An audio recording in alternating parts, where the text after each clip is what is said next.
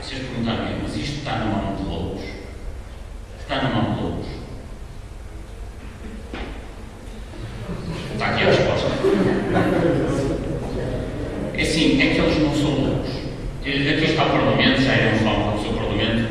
O problema, eu apresento aqui o Parlamento como representante da política nacional em Portugal, não necessariamente só o Parlamento, isto representa o Parlamento, o Governo, etc. É que isto só é possível porque a promiscuidade é deputada. Só para falar nas parcerias público-privadas. Quem é que manda fazer a luz ao ponte? O engenheiro Joaquim Ferreira do Amaral, que foi concessionado à luz ao ponte. Quem manda fazer a ponte Vasco da Gama, desculpa, que depois foi concessionado à luz ao ponte. Quem é o ex-presidente da luz ao ponte? O engenheiro Ferreira do Amaral. Portanto, ele hoje está a gerir o negócio que semeou quando era ministro das Obras Públicas. É assim, todos os grandes atores das obras públicas do Estado estão hoje em parcerias público-privadas.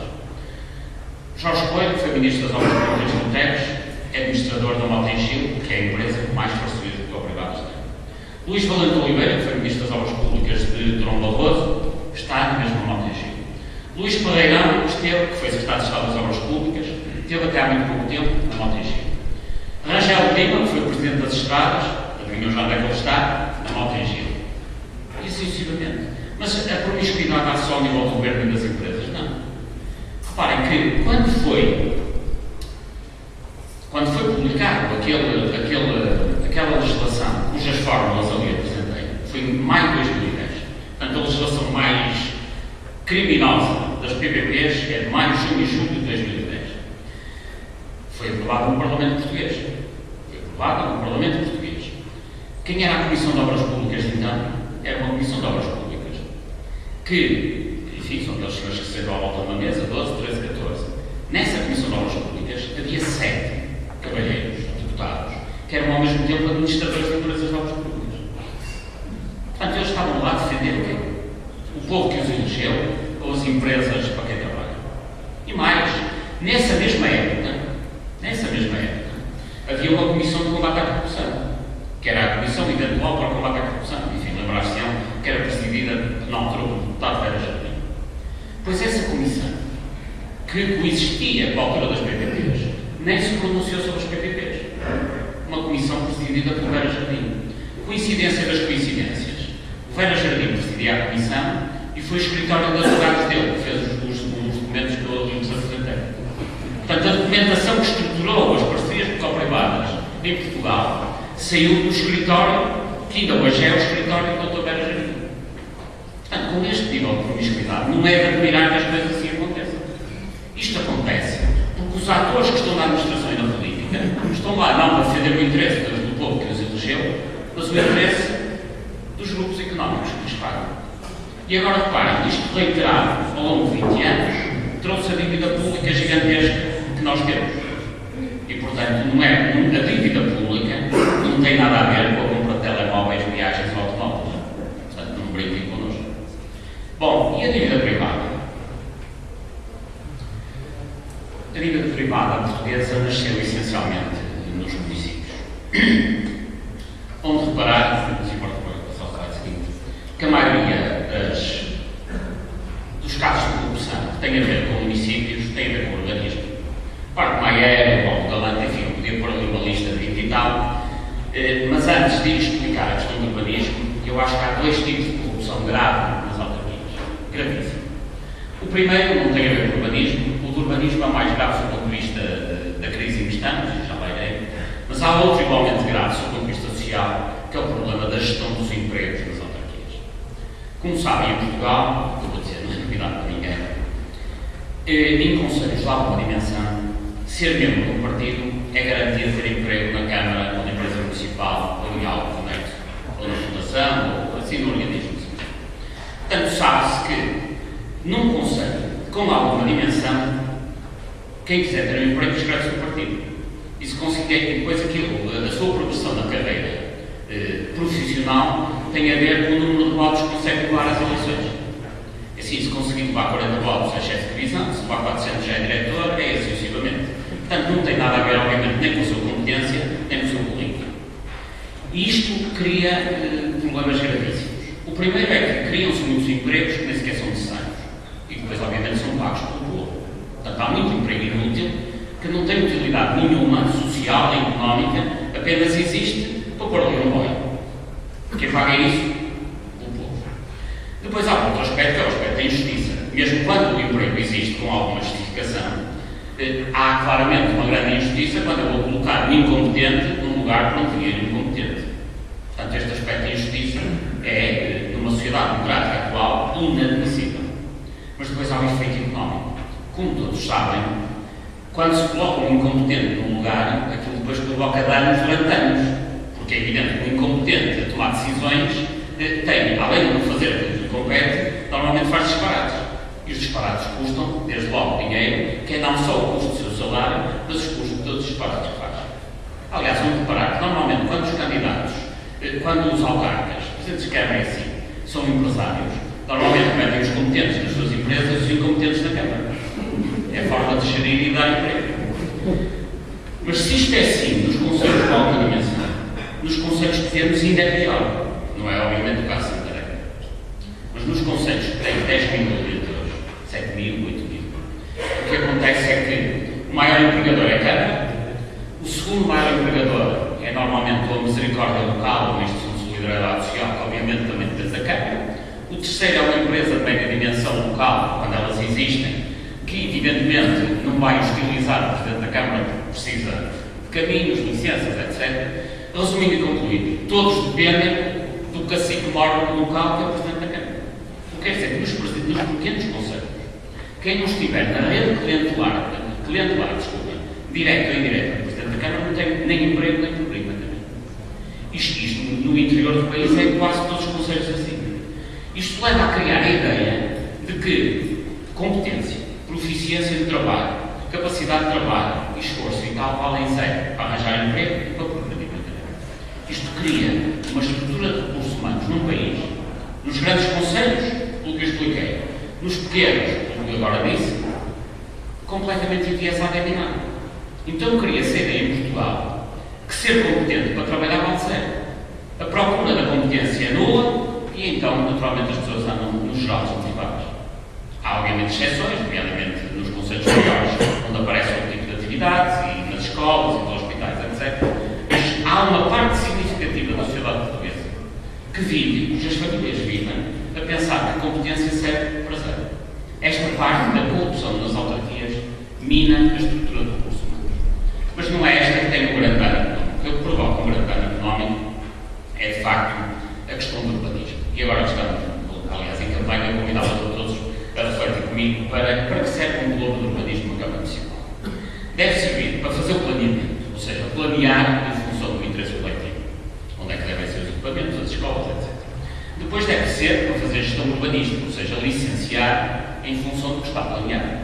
E, finalmente, fiscalizar, porque tudo se faz conforme foi planeado e licenciado. Onde é que isto acontece em Portugal? Nos códigos, nas leis. Na prática, lá nenhum. Então, na prática, o que é que acontece? Na prática, o que acontece é que os promotores imobiliários que têm influência sobre o regime local compram terrenos em reserva agrícola, compram terrenos em reserva ecológica, compram terrenos em zonas urbanizáveis, mas de baixa densidade, e conseguem, através de uma obra de loteamento, de uma licença de construção, transformar aquele terreno com mais-valias gigantescas, como podem ver, por exemplo, nesta notícia que aqui trago, uma autarca que ganha 16 milhões em minutos. O que é que aconteceu? É um determinado autarca, um promotor imobiliário, que comprou um terreno de 4 milhões de euros e, passado meia hora, vendeu por 20 milhões de euros. E reparem que os preços estão certos. Na hora em que ele comprou, o terreno valia 4 milhões. Passado meia hora, valia 20 milhões. Qual foi o milagre que se deu ali? É que, quando o terreno valia 4 milhões, e era de uma série de agricultores, etc., e, enfim, pequenos proprietários, era em reserva agrícola, reserva ecológica, zonas não edificantes, onde não se pode fazer nada porque tem velocidade. Ao fim de meia hora, apareceu uma alvará de loteamento. Aliás, apareceu um documento da Câmara, não chega a ser uma alvará. Um documento da Câmara a dizer que aquilo passou a ser urbanizado com um grande coeficiente de ocupação do solo e passou a valer 20 milhões. E então, para abreviar, porque isto, enfim, daria 2 horas de conversa, estamos a falar de valorizações de 500%, 600%, 700%. Em Portugal só há 2 negócios que geram estas margens, que é o urbanismo e o tráfico de droga. O tráfico de droga não consiste. Enfim, quem conhece estes negócios, espero que não pela prática, bem entendido, quer o urbanismo, quer o tráfico de droga, quem conhece estes negócios sabe que o urbanismo dá margens equivalentes, com a vantagem que o urbanismo, quando é emitido um alvará de loteamento, aquele documento não só atesta o ganho financeiro, como funciona como uma amnistia face ao crime que se acabou de cometer. O traficante de solos, que em Portugal se chama promotor imobiliário, é alguém que consegue, através de um documento, amnistiar o seu crime. Bom, e o que é que isto provocou? O que é que isto tem a ver com a crise? Tem a ver que com estas brincadeiras, três coisas aconteceram nos últimos anos. A primeira foi que se construíram casas caríssimas, muito para além do seu valor, porque o preço dos solos estava muito inflacionado pela especulação imobiliária e política. O que quer dizer que todos aqueles que compraram uma casa, um apartamento em propriedade horizontal há 15 ou 20 anos, sabem que hoje uma propriedade que depreciou-se cerca de 35% a 40%. E reparem, eu estou a falar da habitação coletiva, não estou a falar de quem construiu uma vivenda num terreno próprio, não. Estou a falar da habitação coletiva, que é isso que tem significado económico em Portugal. Portanto, a primeira hipótese é esta. Casas que valem hoje menos de 35% a 40%. Sendo que as únicas que não estão desvalorizadas são aquelas que estão vazias, que foram construídas e estão na posse de fundos de investimento imobiliário. Neste momento em Portugal há 2 milhões de casas vazias. 2 milhões de casas vazias. Que são detidas maioritariamente por fundos de investimento imobiliário, que não as vendem, não as alugam, não fazem nada. Porquê? Porque essas casas estão isentos de IMI e IMT. Portanto, qualquer cavalheiro, qualquer cidadão que tenha um T3 em Lisboa, paga mais IMI do que alguém que ao lado tem um prédio com 100 apartamentos vazios. Esta é a situação fiscal ao nível dos fundos imobiliários fechados. Duremos falar um pouco mais à frente. Segunda hipótese. O terreno é valorizado, portanto, o promotor imobiliário compra o terreno, valoriza e sabe que não vai construir lá nada. Mas sabe que vai passar ali uma qualquer SCUT, o canal do TGV, qualquer equipamento público. Então reparem, a Câmara, através de um alvará de loteamento, valoriza o terreno para depois o privado ir vender à Administração Central pela via da expropriação ou pela via da negociação. Aconteceu em todo o país, onde passaram SCUTs, onde se construíram SCUTs, iam promotores imobiliários comprar os terrenos baratos, iam à Câmara valorizá-los para depois venderem os carros aos estados portugueses. Vejam as estupidezes que, com a expressão, isto representa, que é uma entidade pública, que é uma Câmara, valorizar um terreno para que depois o proprietário vá vender muito mais caro ao Estado português. Isto aconteceu em investimentos. Mesmo no TGV, que não se fez, o TGV não se fez, não se irá fazer provavelmente, mas o canal do TGV foi expropriado. Lá para a Zona Sul, para a Noite, etc, etc. Em terrenos que custaram 10 vezes mais do que o dinheiro do Estado. Quem é que paga isto tudo? Obviamente o povo. Por duas vias. Pela via da especulação imobiliária e depois pela via do Orçamento do Estado.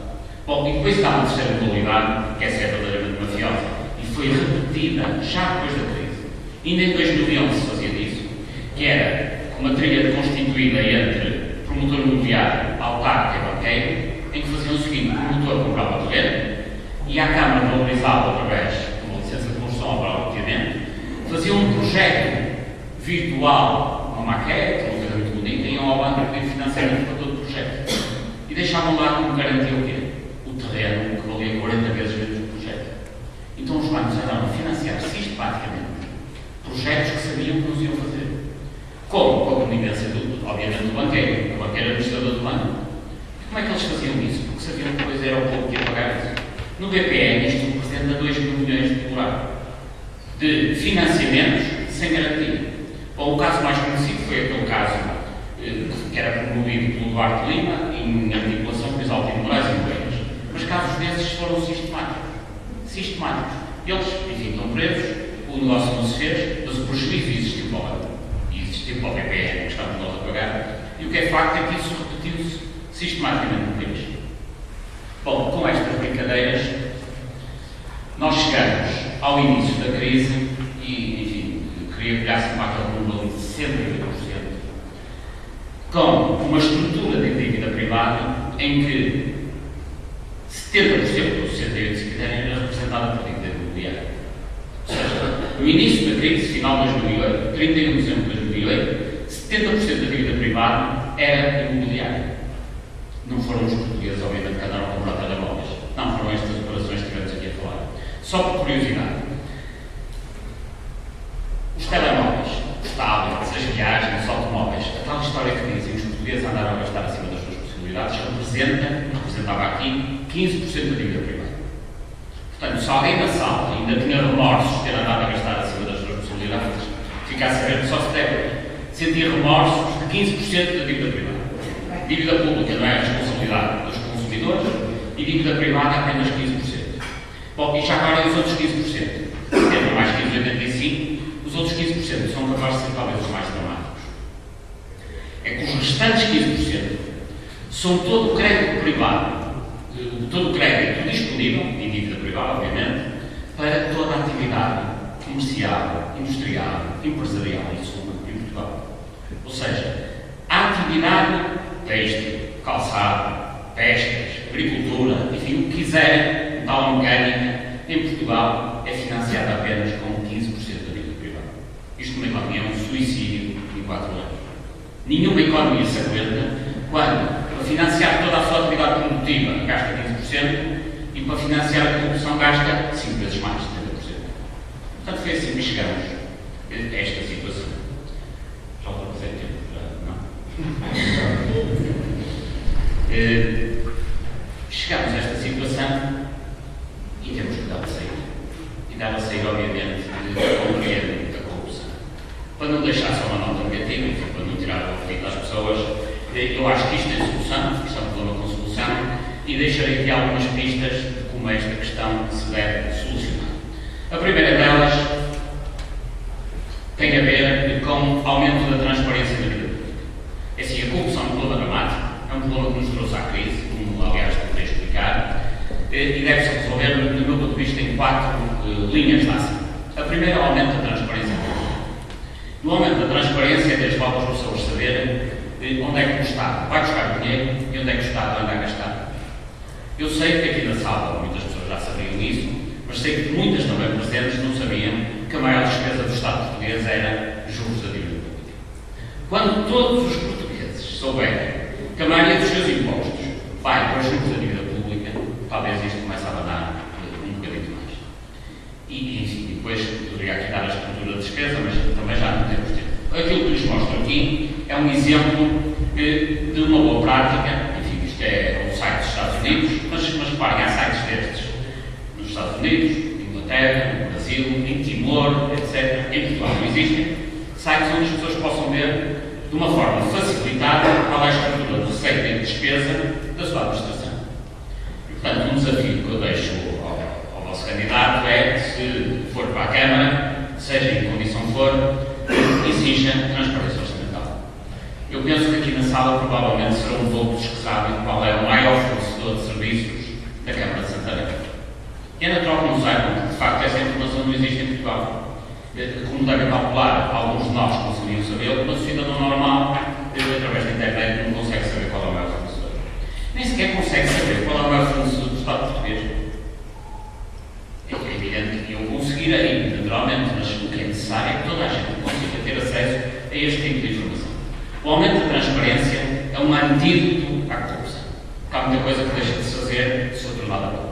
Portanto, é o primeiro passo. O segundo passo é o da simplificação legislativa. A simplificação que representa do Parlamento, naturalmente por isso, há todas as leis que têm grande incidência económica neste momento, nem sequer são feitas do Parlamento. São produzidas nas grandes cidades de advogados e são feitas à medida de freguês, portanto, em função dos interesses económicos de quem domina o sistema. E, portanto, são leis com muitas regras, ninguém percebe nada, muitas exceções para favorecer determinado tipo de grupos e que, além disso, conferem um grande poder discricionário a quem aplica as leis. Isso acontece a nível nacional e acontece também a nível local. O PDR de Santarém, como a de Lisboa, como a do Porto, enfim, Santarém nesse aspecto não é pior que os outros locais, nem pior nem pior, é igual. São planos diretores municipais que ninguém percebe. Este que ninguém percebe é um cidadão normal, com 12º ano, tem que perceber o plano diretor municipal. Quem é que consegue ler o plano diretor municipal interior? Um advogado, um engenheiro, um arquiteto, um promotor imobiliário e um político. Portanto, são planos diretores que conseguem ser lidos pelas corporações que se movem no regime.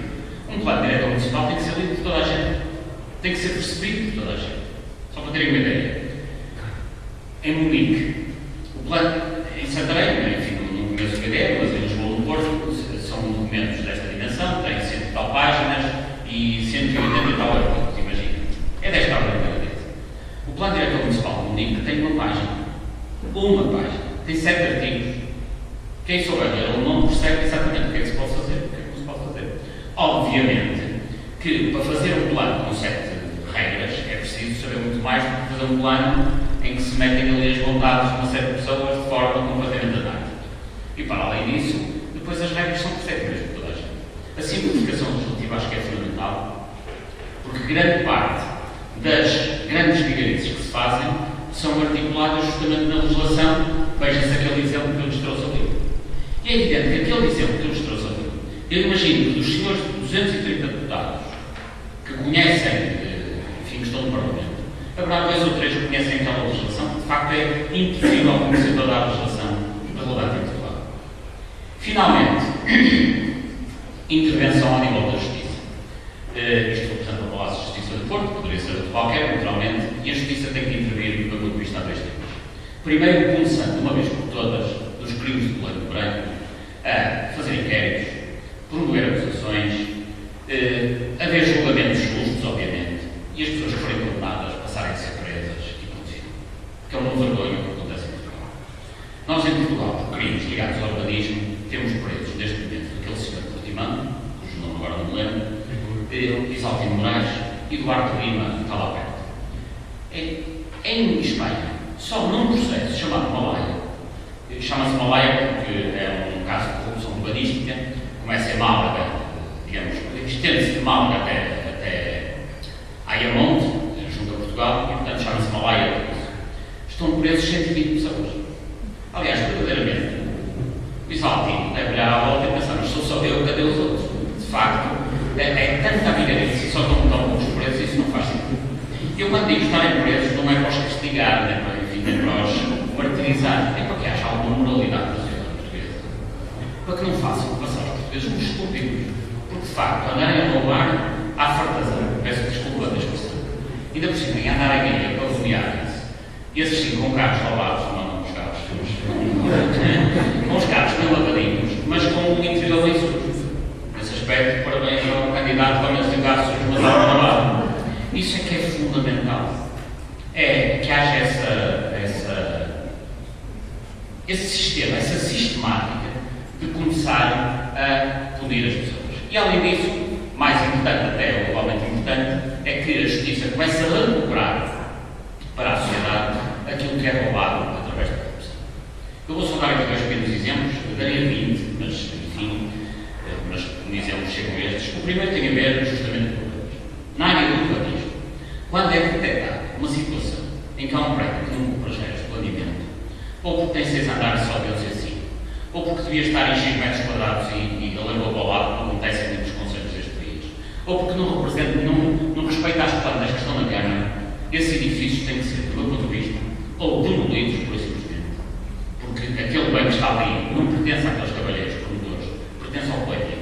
Além de que a existência do prédio com andares a mais reforça as infraestruturas, os passeios, o saneamento, as condutas de águas pluviais, etc., que todos pagamos, e retira a qualidade de vida às pessoas. Por isso, aquilo tem que ser devolvido à sociedade. Ou pela via da demolição, ou pela via da expropriação a custo zero. Que assim se faz, por exemplo, os automóveis são roubados. A expropriação a custo zero. Outro exemplo que lhes dou é o caso do BPN. O BPN, neste momento, eu falava há pouco, dos 7 milhões de euros estão parqueados, estacionados, se quiserem, na Parla. Como foram financiamentos, tudo isto está documentado. Está lá tudo documentado. Há papéis, há documentos, há registros informáticos. Portanto, se houver vontade política e capacidade da Justiça, é lá ver o historial e face aos mecanismos de gestão danosa, ir recuperar o montante correspondente à gestão danosa. Não sei se serão os 7 mil milhões, serão só 5 ou 4, mas é recuperar esse dinheiro. Recuperar confiscando as fortunas dos cavalheiros que em 2008 eram administradores e acionistas da SLM. Ponto final. Como é que isto se faz? Ainda há as contas que eles têm no Luxemburgo, e portanto eu sei onde estão. Naturalmente a Beneficiário também sabe, indo, em última análise, ao capital da própria Galileia, que é hoje uma empresa, um grupo com grande património. É assim que os outros países fazem. É assim que faz a Alemanha, é assim que faz a França, é assim que faz a Itália, é assim que fazem os outros países, que é quando alguém rouba o Estado alemão ou italiano, o Estado alemão e italiano tem a obrigação de respeito do seu povo ir buscar aquilo que pertence ao seu povo. Isto é que é o Estado sério, esse é que é tal Estado 25 de Abril.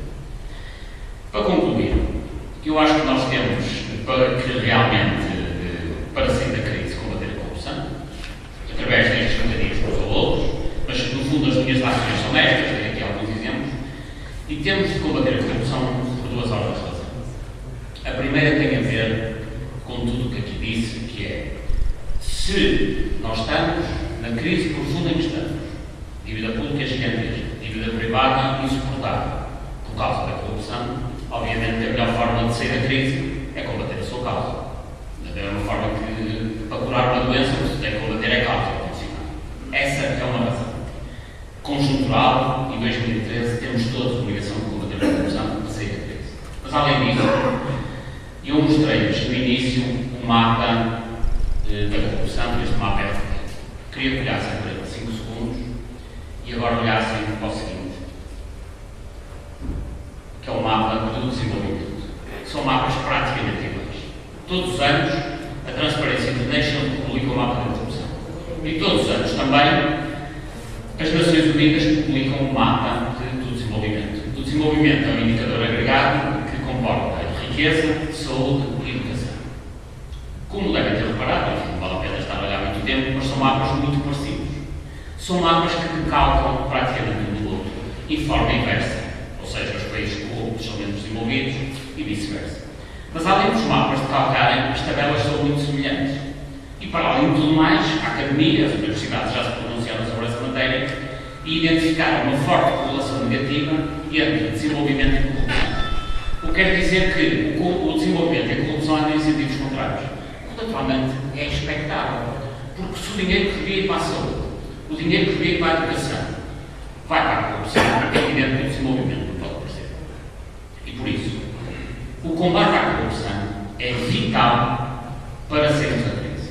Mas, sobretudo, o combate à corrupção é estrutural, porque se nós quisermos ter desenvolvimento na próxima geração, temos que combater a corrupção desde já. E o mínimo dos mínimos que se exige a uma civilização europeia, que vive em democracia e liberdade como nós, é que deixemos aos nossos filhos e netos um país, no mínimo, um bocado melhor que o recebemos dos nossos pais e avós. E por este caminho, o que nós estamos a deixar aos nossos vindouros é a Albânia da Europa Ocidental. E por isso temos que, muito rapidamente, começar a combater a corrupção, como digo, para garantir a saída da crise, mas, sobretudo, combater a corrupção para garantir o desenvolvimento das próximas gerações, que é o mínimo que se exige a uma civilização minimamente decente, que é aquilo que nós, eu gostaria de dizer que ainda somos, mas começo a ter algumas dúvidas, porque, de facto, se não fizermos, vamos deixar um país muito pior do que aquele que recebemos dos nossos antepassados, e eu não quero coisa assim para mim, mas meus filhos.